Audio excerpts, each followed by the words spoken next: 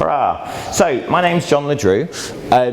Some of you will know I've been around in this kind of software engineering space for about 20 years. Out of all of that time, my greatest achievement by far is the fact that you can still find me dominating the first page of Google search results for swearing and nudity. I'll let you all work out why that is. It involves, in fact, neither swearing nor nudity, which I'm sure you're all very glad to find out. This is a talk about stories. These are stories that we tell others about who we are, the stories that we tell about what we would like to do, the stories we tell about who and where we might want to go, and maybe even who we wish we were. This is the story of Harry and Sally. The time is about September, year 2000. Harry and Sally met when they started work at the Institute for Romantic Comedies. It was a great start. They were graduates, they were feeling optimistic and energized, and everyone seemed pretty friendly. Alf, one of the older team members, commented after their first meeting about how energized and positive the new starters seemed. He said, "They don't know what it's really like yet." Now we're in Bromley, southeast London. The time's 1934 and it's about 10:23 in the morning. Gillian, aged 8, is sat staring out of the window, twirling her long brown hair in her fingers and kicking her legs, swinging under her seat. "Gillian!" the teacher cries from the other side of the room, and Gillian sits up straight, back at her straight. "Yes, miss?" "Gillian, for goodness sakes, you need to focus." She walks down to her desk and looks down at Gillian's work. And in the surprise, Gillian's knocked her ink pot all over a page. The teacher stares down at it. "Oh, what a mess, you'll have to start again. But you made me splash my ink," she says. "I can see your handwriting and I can't read a word of it. The ink is of no consequence. Start again immediately, you're going to the headmaster." Gillian sighed, dipped her ink in the pen and started again. As she does so, she begins to swing her feet back and forth and kick the floor. "Gillian, for goodness sakes, will you stop wriggling around?" The voice comes screeching across the classroom again. "Sorry, miss," she says. A moment later, a piece of paper smacks Gillian on the back of the head. She stares behind her angrily, but the girl behind her just shrugs with feigned innocence. She reaches down under the table to reach and pick up the piece of paper as titter of laughter spreads around the classroom. "Gillian, for the last time!" The teacher almost catches her off guard, making her fall off her chair, but the teacher picks her up by the wrist and pulls her to her feet, snatching the small piece of paper out of her hand. "What is this?" The class goes deadly silent as the teacher unfurls it and reads it. "Wrigglebottom."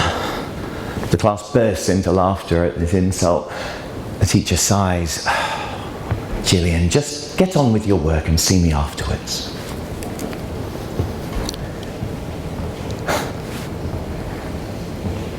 Now, the time is March 2017, and the place Manchester, my house. My partner of nearly 13 years has just told me that she wants to leave me. I knew the relationship had been struggling, but I was blind to the reality. It completely threw me. I was swung between the feeling of loss for the relationship and the panic of what the hell happens now. We'd been together since I was 19, and as we grew up together, we also grew apart. It seemed like everything was collapsing, not just the relationship, but my entire identity. I realized that I'd become a we before I knew who me was. And without that we, who the hell was I? So, trapped in a crisis of identity, I set out to transform myself, to recreate myself, to be anyone else, just not the broken person that I felt I was. I'd like to invite you all to close your eyes for a few minutes and to focus on your breathing and take a couple of deep breaths. And then I want you to think about this question. Who are you? Who are you really? Not who do you want to be tomorrow or in 10 years, but who are you right now, this minute, this second? And who else knows that person? Do lots of people know that person? Or maybe just you? Hold on to that for a minute. And take a few deep breaths and open your eyes. Thank you. So a few months go by, and now they're told by leadership with some fanfare that they are going agile. And apparently another team on Harry and Sally's floor has already gone agile, whatever that means, and they're doing really well, so it's all quite exciting. They get this person in who's an agile coach, and they tell them that they can't, they have to use these things called stories. They can't say how long anything will take anymore. It's just these points or something. But, you know, Harry and Sally heard about this agile thing in university, so they're kind of okay with it. I mean, they don't really know what it is, but they'll go along. That lunchtime, Sally created a Jira ticket and assigned it to Harry. As Sally, I would like Harry to accompany me to lunch so that I can get to know him. She estimated it at 8 points. So later the school wrote to Gillian's parents. They said that they were concerned with her behaviour and maybe they thought she might have a special needs or might be better at a special needs school. Her mum leapt into action, found her best dress, put her hair in pigtails and took her to be assessed by a psychologist. They arrive at this grand Victorian building and are shown through to a large oak-panelled room with bookshelves lined with leather-bound books. And Gillian is shown by this quite imposing man in a tweed jacket to this giant sofa, and she sits down and her feet don't quite reach the floor. She's so worried about the impression that she might leave that she sits on her hands so she doesn't fidget. The psychologist asks her mum to sit down at the desk at the other side of the room and asks the mum about all of the problems that Gillian's had at school. She talks about how hard her handwriting has been and how she's always distracted, how she's disrupting the class, how she gets into trouble. The whole time that she was speaking, the psychologist didn't talk to Gillian at all, but he was watching her and it made her feel really uncomfortable.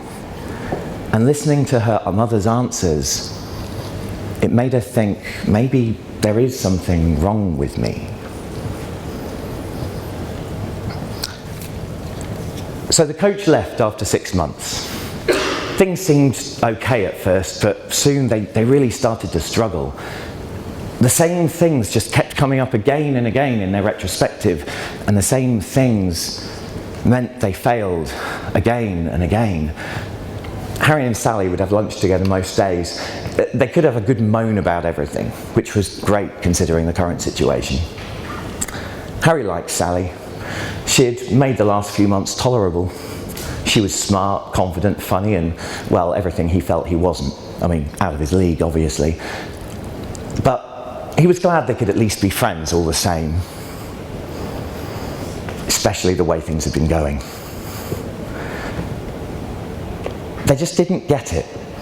It all seemed to be going really well. I mean, they even launched on time, but then they just started to struggle. It was like there wasn't enough time and the pressure just kept getting worse and worse. The team couldn't work out what they were doing wrong. Have we ever seen a situation like that? It seems like a really wonderful, talented Agile coach comes in and tells everyone all of the wonderful Agile they're going to be doing. And then by the time the coach leaves, everyone's kind of scrummed up to their Kanbans. And it seems great, and maybe potentially initially things do work. But then people get stuck. But at that point, it's fine again because the Agile coach has left them a manual so they can work out what they were doing wrong. And the problem here is that when you're working with teams, they've got this manual, it's okay, They can work out what they're doing wrong, so hopefully correct it. But that's the issue, because maybe they're not doing it wrong. Maybe the process just isn't right for their context. But when you're stuck there and you're on a team and it seems like it's not working, well, it's very unlikely that you are going to end up taking the decision and thinking that maybe all of those Scrum teams that are doing it right, apparently, it can't be us. That expensive Agile coach who came in, he couldn't possibly be wrong. Maybe there must be something wrong with us. So just before we separated, I'd taken this decision, which was that I'd been working in very technically oriented positions for about 17 years. And I really wanted to reorient my work to be working with people first. So I left my technically focused contract and tried to rebrand. And then my partner left me. I was unemployed, broke, newly single, abandoned and alone, and I had no idea who I was. And feeling like a protagonist in my own sci-fi cliche, I did what anyone would do. I accepted a speaking gig in Detroit. And I was also going to be running a workshop, but because I wasn't known at all, I sold no places. So I ended up with 2 days to myself. And I just decided to go out into Detroit and explore the city with my camera. And I walked around and I spoke to people. Now, I'd never been to Detroit before, but as I walked the streets, you get the feeling of this city rising from the ashes. It's a city with huge problems. They have been struggling for more than half a century now, but they are so full of hope. The people are so full of hope. Now, I was having a wonderful time, but my friends and family were kind of concerned about me. They'd remind me of the dangers of looking like a dumb white tourist in the wrong part of town. And I had a phone call from my mother that just started, "Darling, you know there are guns in America, don't you?" So on the last day, I'd been exploring Detroit, exploring the downtown area, and I realized that in my excitement to leave in the morning, I'd managed to leave my bag in my Airbnb apartment. And that meant that I had no battery left in my camera, and I had no wallet for the cab journey home. So I start my walk home, and as I turn a corner, a man steps out, and he's filthy. He's got a big cut across his forehead, and he's got plastic bags on his feet. And he turns to me and says, "Hey man, take a picture of me. I'm the real Detroit." So here's a question. How do we respond to change?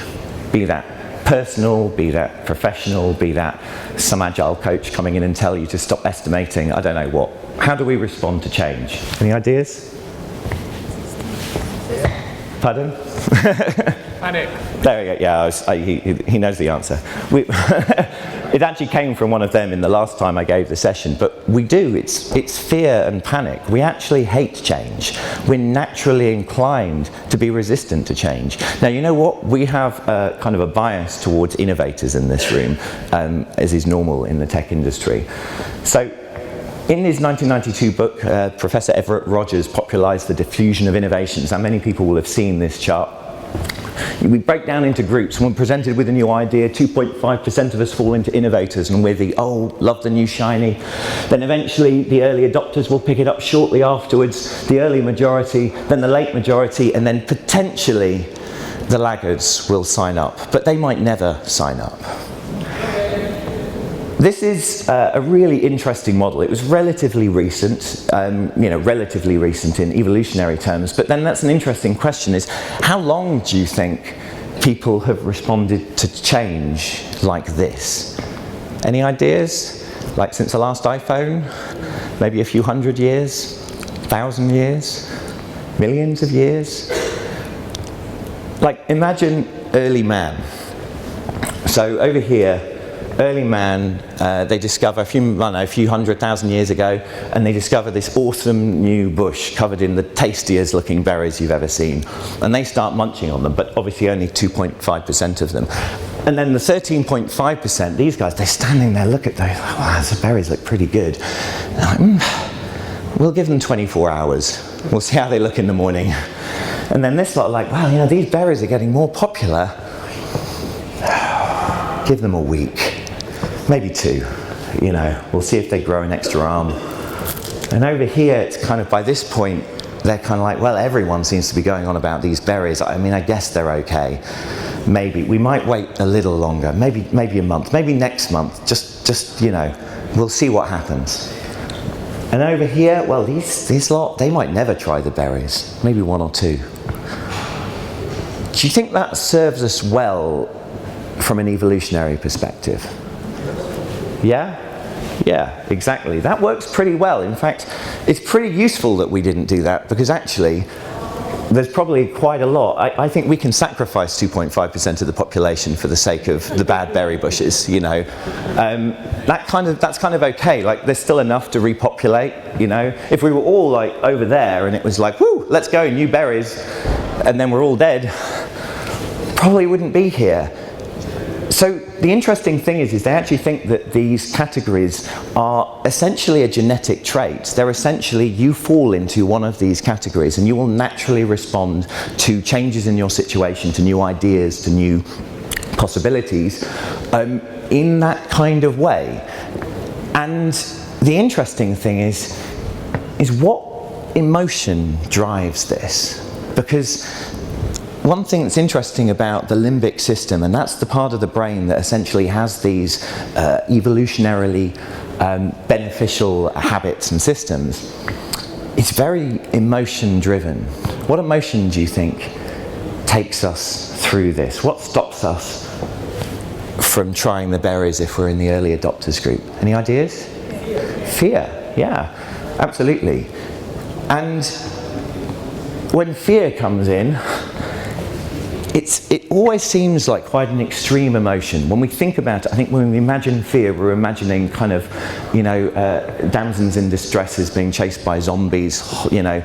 But the interesting thing is that there's a statement that you hear a lot these days, that you see that we're described as being in a constant state of high arousal, which is not some sort of weird sexual euphemism, is that it's talking about that idea of fear, that we're actually continuously stimulated. Changes like some agile coach saying you don't need to estimate anymore is a change in that environment. And depending on where you sit on that curve, you may have some degree of fear response to it. But a lot of the time, we're actually unaware of that response. So if there's always fear, and from fear means that, in fact, as a change agent, as a coach, if you're bringing change into a team, you're always going to face some degree of resistance from everyone on that team, from the majority. I mean, the 2.5% are all up for it. And maybe if you're lucky, you could have a larger group of that 2.5%. In IT, it's not that unlikely. But how do we deal with that? How do we guide teams towards positive change when we have a genetic essentially a genetic requirement, an evolutionary bias towards resisting change? So I was born in North London, a stone's throw from the old Highbury Stadium. And after about 3 different primary schools came and went, I kind of got this idea that maybe school wasn't really going to be my bag. I love learning, but frankly all of the teaching was kind of getting on my tits. Just after my 10th birthday, we moved from multicultural North London to a small village in North Yorkshire. So North Yorkshire is to North London, for people that don't know it, kind of like the difference between me speaking to you right now or locking yourself in a small cupboard and speaking to your own reflection. Although your reflection might probably be a little less insular. I don't want to be mean to North Yorkshire, it's a really beautiful part of the world, but when I was 10, it was absolutely brilliant. By the time I was 13 and realised I was about an hour away from anything resembling civilization, it was significantly less wonderful. I was still struggling with school. My handwriting, it was awful. And at 14, a teacher sat me down and said, you know what, JP, I was called JP then, you're an A-star student, but you're going to fail unless you improve your handwriting. So at that point, I kind of did the maths and I was like, well, I've been failing at handwriting for about a decade. How long till my GCSEs? 2 years till my GCSEs? Or the odds don't look good. So I decided to leave. I left school. I remember sitting on my bed very calmly, actually. There was no kind of massive teenage tantrum, just calmly saying, actually, parents, I'm going to be homeschooling until I'm ready to get a job.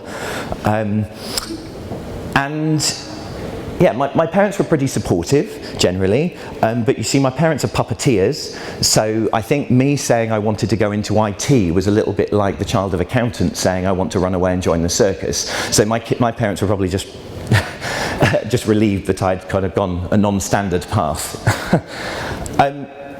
So at almost 16, I got a job in a small software company.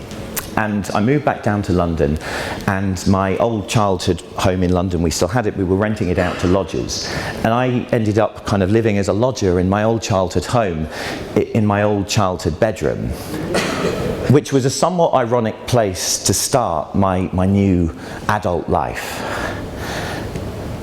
And as you know, at 16, you're kind of unbreakable. But as you know, at 16, you're really not unbreakable.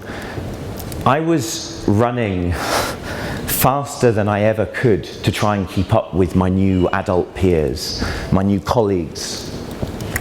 And it was really hard work. I was playing at adulthood.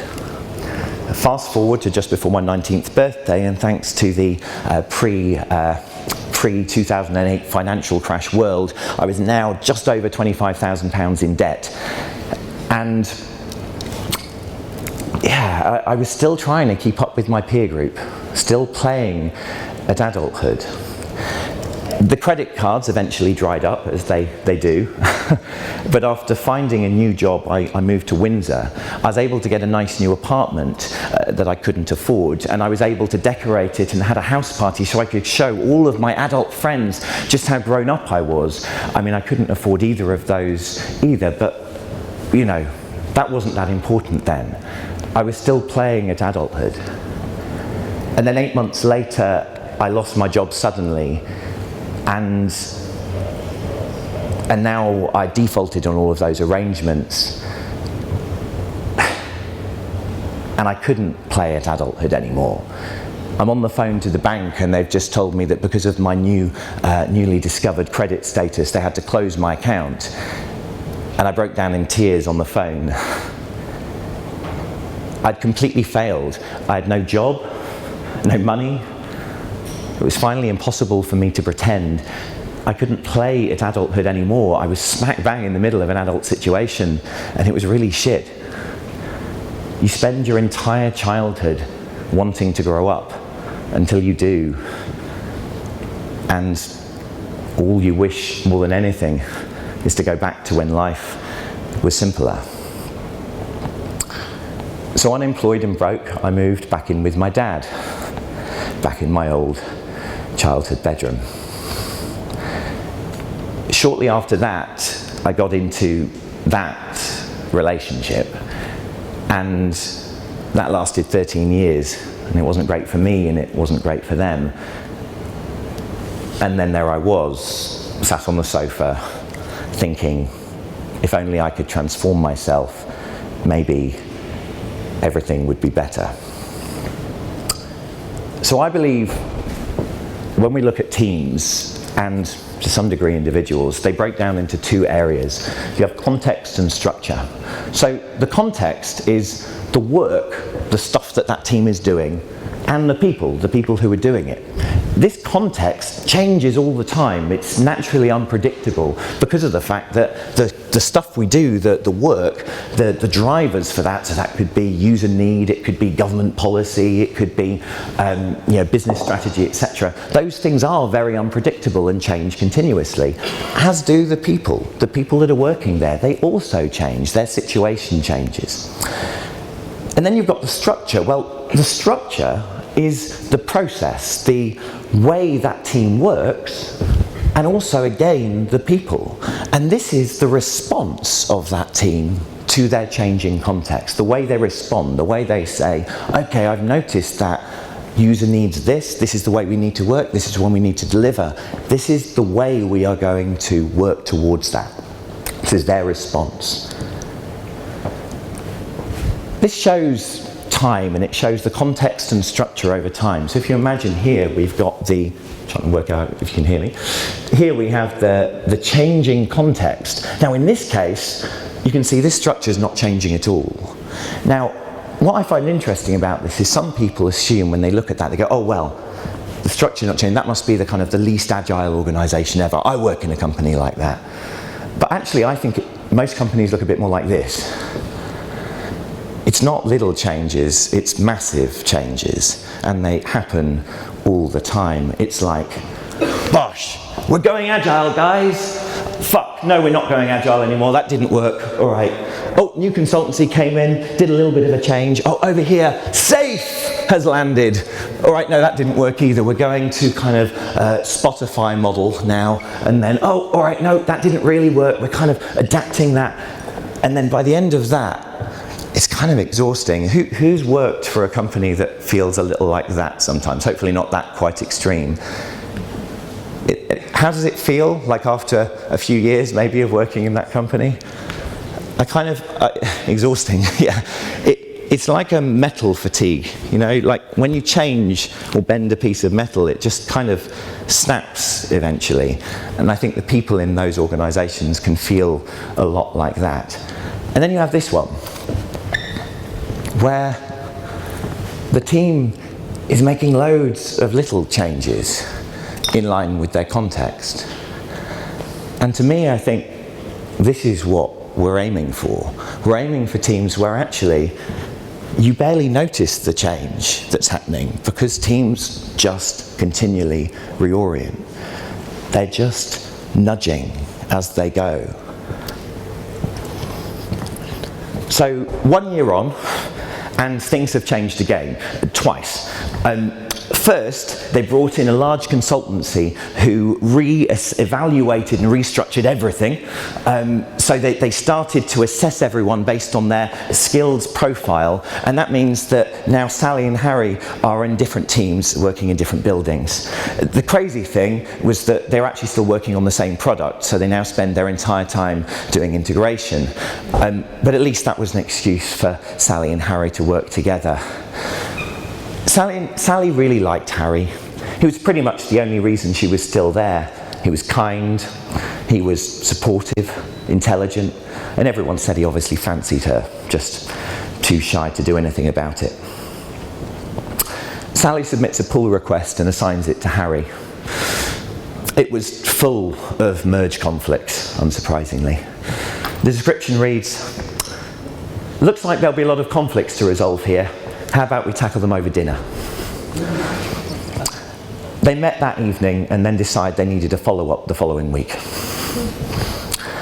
After about 8 months, the leadership announces that half the team members are going to have to be made redundant due to current economic challenges. The consultants that were running around like mice seem to have disappeared as well. Harry and Sally's jobs are safe, but it's all a massive shock to everyone. But at least they're back in the same team again. Harry's now moved into Sally's apartment. She said that he'd have to decide between the vintage comic collection and his collection of historic computer hardware from 1986 to 2001. It was really tough, but he decided on the comics. The computers now live in his parents' attic.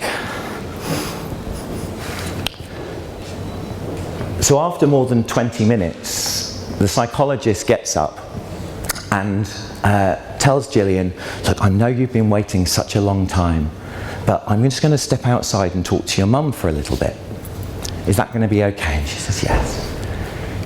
And he gets up, and as he leaves the room with the mother, he switches on a little radio that sat on the bookshelf, and music starts to play. As soon as the doors closed, Gillian jumps off of her hands, which had frankly gone numb already because she was trying to not move them. And she just needed to move. Gillian leapt and twirled around the room. And while she did that, her mother and the psychologist watched through a small window. The psychologist turned to her mother and said, "Your daughter doesn't have a problem. She's a dancer." And she recommended that Gillian be enrolled in a dance school, which is exactly what she did. Later, when Gillian was interviewed, she said, "Everyone was like me. They needed to move to be able to think. It was wonderful." This little 8-year-old girl grew up to become Dame Gillian Lynn, who, before she died in 2018, had been a dancer and choreographer for over 75 years. She has choreographed, 60 shows in the West End and Broadway, including Cats, Phantom of the Opera, and many, many others that you would already know. I'm going to try and play a 1-minute video, but I'm not sure if it will work. We'll see if the audio works. Let's give it a go. The question on my mind, though... Can anyone hear that? 88. Does she keep so active? No, the you answer is Dame Gillian's morning routine. You notice I get down in a very funny... Can you hear that? That's because of the metal hips. You have 2 metal hips? Yeah. I have 2 metal hips, and this foot has got 2 huge nails through it because it's fused, because it gave up after... I think I had 35 sprains on it. You know, you have to keep these legs open. You have to keep your crutch open. And you don't give up. And you know, if you wake up and think, "Oh, I'm too tired to do it today," that's the beginning of the end, especially for an older person. Are you going through? No, I dare not. I'll go if I retire. No, I dare not. 88. In his book, The Element, Sir Ken Robinson writes that this tells this story and many others.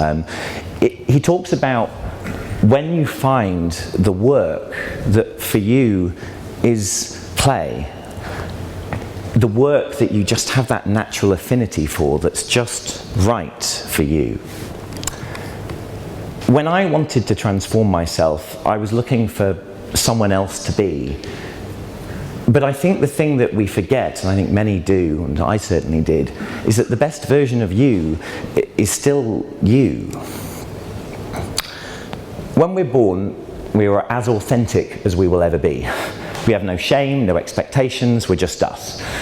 And as we grow, we develop self-awareness, which is kind of useful, generally, but with it comes this sudden recognition of all of the things we don't like about ourselves, and all of the expectations family, friends, and society have of us, and the gap between the reality. And we start to create the image of that person that we wish we were. I wish I could do that, could sing that, could be that person. And as much as possible, our outward self projects that. But the gap between who we are and how we are gets larger and larger. When we can't be ourselves, we create a state known as cognitive dissonance.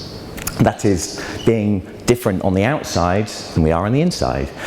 I really like to look into the definition of words, and dissonance has a different meaning when you look at it from a musical perspective. So dissonance, we talk about inharmonious tones. If you just kind of like smack the piano, or if you've heard someone practicing violin on their first day, you might hear that. And what you notice is when we hear dissonant tones, we feel it. We really don't like it. The vast majority of human beings get that real feeling when something is off. The interesting thing is that we feel that with people too. When you see people who are trying too hard, who are a little inauthentic, you kind of get that icky feeling, and it's very similar. The opposite is consonance. Again, when things seem harmonious. And again, we don't get that icky feeling. When we're with people that are authentic, that are comfortable in their own skin, we're comfortable around them. I love this statement. So this is just from the Sibelius Academy website, and they describe consonance and dissonance as dissonant intervals are those that cause tension and desire to be resolved to consonant intervals. What I love here is this word desire. It personifies this statement. And what I imagine is this idea of that other self here, the one we're trying to be, and then there's us. And the further away we get, there's this elastic on there, and the tension gets higher and higher. The more we are trying to be that other person, the more exhausting it is. Because the interesting thing I found is that in reality, there is nothing more exhausting than not being yourself. It takes a lot of work. It's tiring. And the energy that we waste on not being us is the energy that we could spend on being the best version of us. And we can look at this through science as well. So in science, you have, let's say, a light bulb, and you have a physical reaction, and we often look at the efficiency of a reaction. So for example, a light bulb, we want to get light out of it. Now if you know the old school light bulbs, the tungsten ones, we plug them in and they don't just produce light, they produce a huge amount of heat. In fact, if you actually look at the way that they work, you know, the old ones, you change them and you have to use a napkin or something to take them out, you burn your hand. The vast majority of the energy that went into those old light bulbs actually is released as heat. They're very inefficient. And I think you can look at the same thing with teams. So think about this. You have a team, and in a team, an organization, let's say a software team, I suppose the idea is we want working software out the other side. But if the team's process is misaligned to them, then that becomes inefficient. And essentially that produces friction and heat and eventually burnout. Because the law of thermodynamics tells us that energy doesn't go anywhere. So it might not come out the other side, it might not be coming out as working software, but it certainly is coming out as cynicism, stress, disengagement, disconnection, and burnout. So as I said, I really struggled at school. It turns out that I'm dyspraxic and dysgraphic. So dysgraphia affects my handwriting, and dyspraxia affects a number of things. I can be quite clumsy. I lose things all the time. I really have to concentrate quite hard if I'm thinking about which way is left or right. And I really struggle tying my shoelaces. Any situation where I had to tie my shoelaces, I would have a lot of anxiety. So going to the gym, going through security at the airport.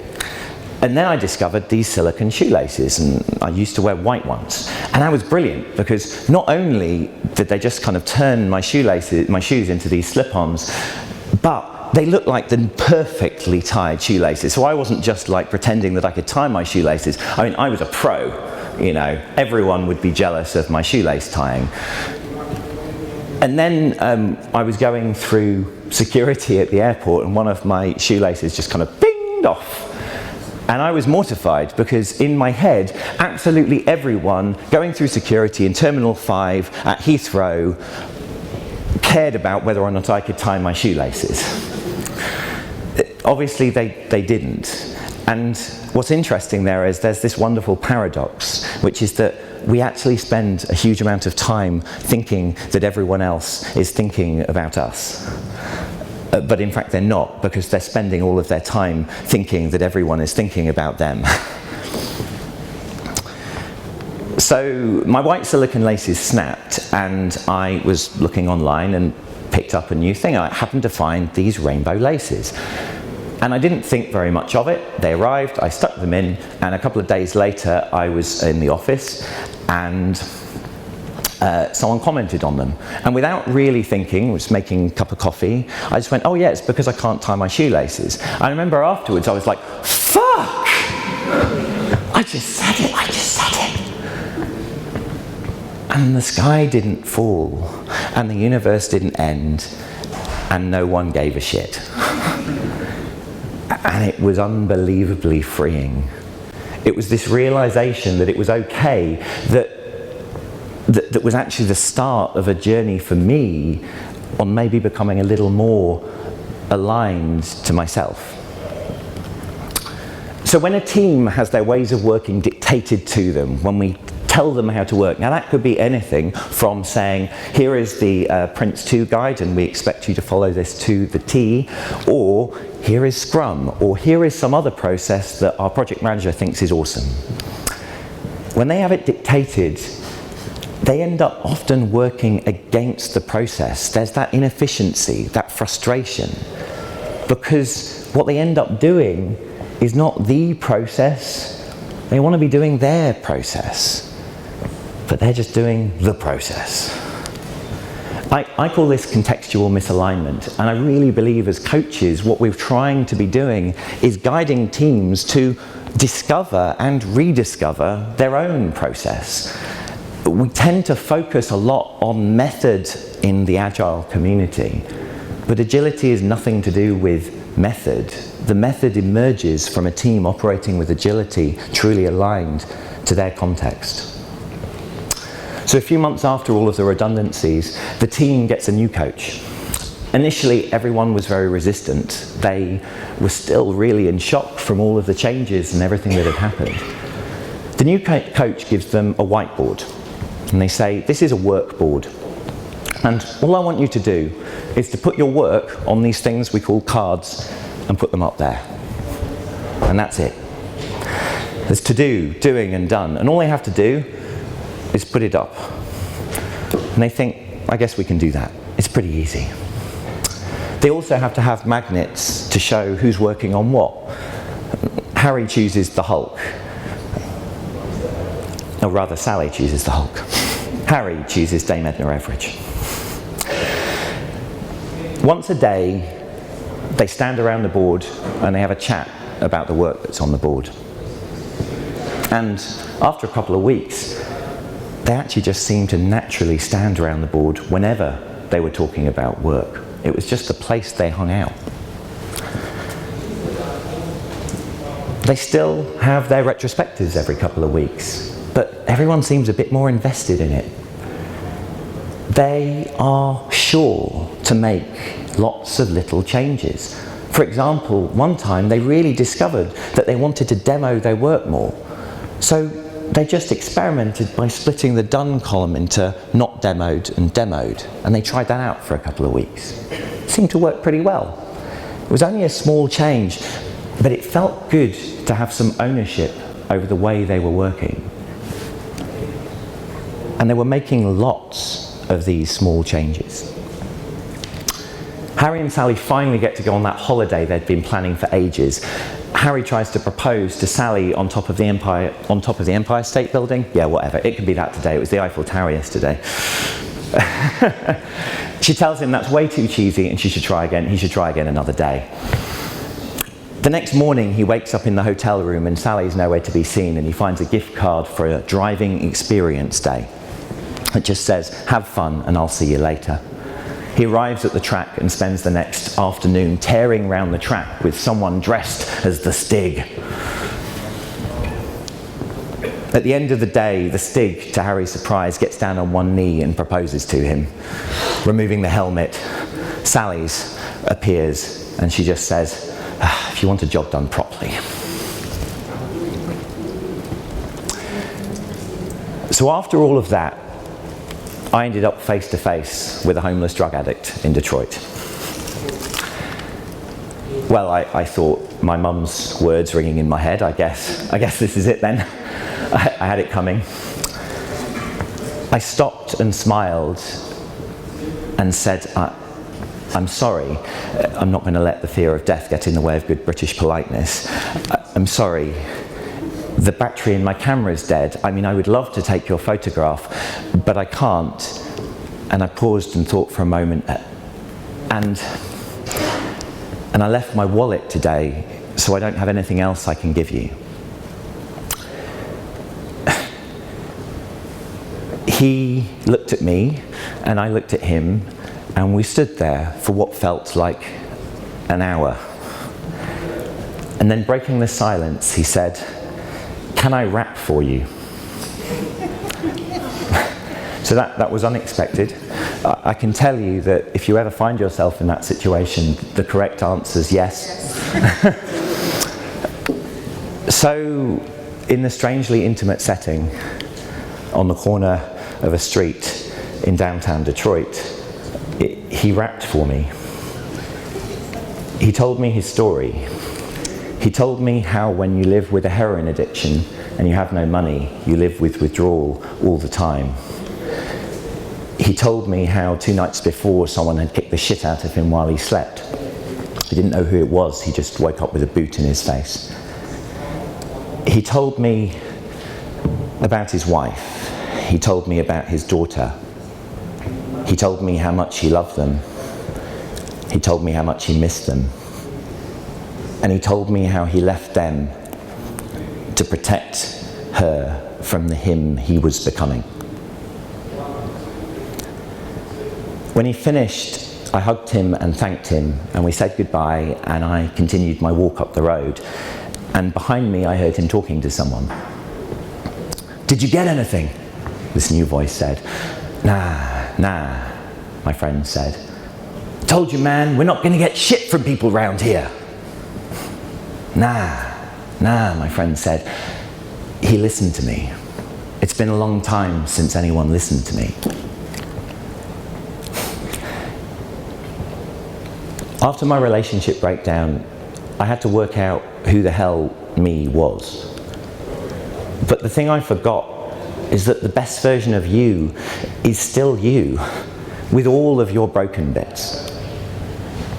But those things, like the sculptor's chisel, shape your life. They define who you are. You'll never be without them. You do your broken bits better than anyone else. They're your superpowers. And you own them. They don't own you. Life is not about rebuilding yourself.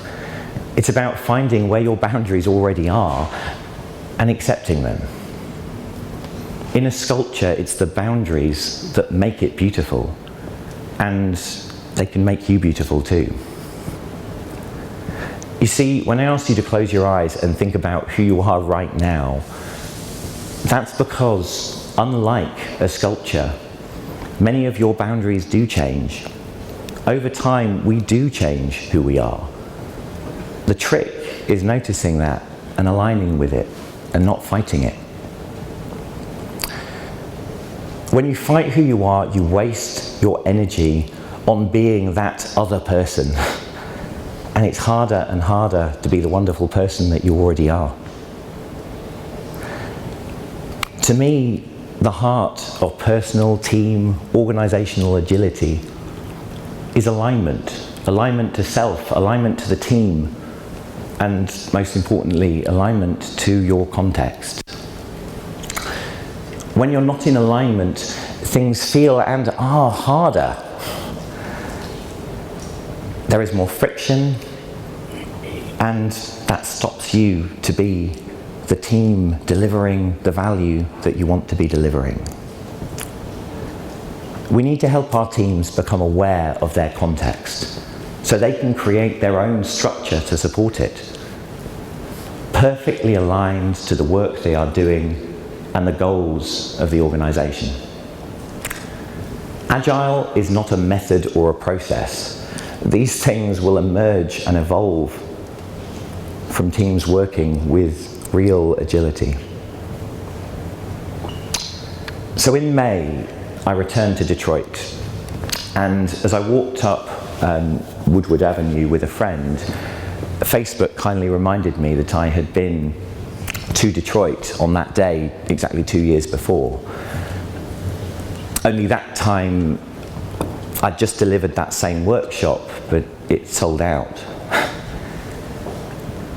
And over the last 2 years, as I've reconnected with myself and discovered, I suppose, my own superpowers, I have had more success And I have had, and more importantly, made more close friends than I ever had before. As we walked up the street, we found the Detroit Museum of Contemporary Art. Now, when I walked past that 2 years before, it was covered in murals, striped in bright pink and yellow. And as we saw it in the distance, it seemed like it was all black. And I just thought maybe they're between murals, it's an undercoat. But as we got a bit closer, we realized there was a mural. It just read in big white neon lights across the front, "Everything's gonna be all right," the lyric from Bob Marley. When I went to Detroit for the first time, I was broken and in pain. But this city, with all of the suffering it has had for over 50 years, was a city of community, a city of pride, and a city of hope. A city that, despite everything, was holding on to its authenticity, holding on to the real Detroit. Thank you very much.